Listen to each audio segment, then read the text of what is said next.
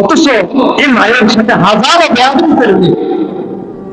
এই মায়ের সাথে হাজারো নাফরমানি করবে। এই অবৈধ সন্তান যদি কখনো মায়ের কাছে এসে বলি, মা আমি জীবনে অনেক বড় ভুল করে ফেলাইছি, আমি জীবনে অনেক বড় ভুল করে ফেলেছি, মা আমাকে তুমি মাফ করে দাও, বিশ্বাস করে একটা বার চোখের পানি ফালাইলে, একটা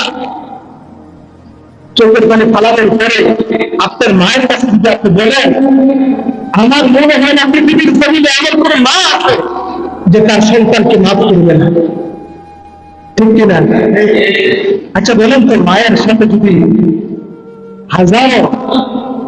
বেয়াদবি করার পরে মায়ের কাছে আইসা একটা বার যদি ক্ষমা চাই, এই মা যদি মাফ করে দিতে পারে, আর যে মালিক আমাকে আপনাকে সৃষ্টি করছেন, যে মালিক আমাকে আপনাকে সৃষ্টি করেছেন, তার দয়াটা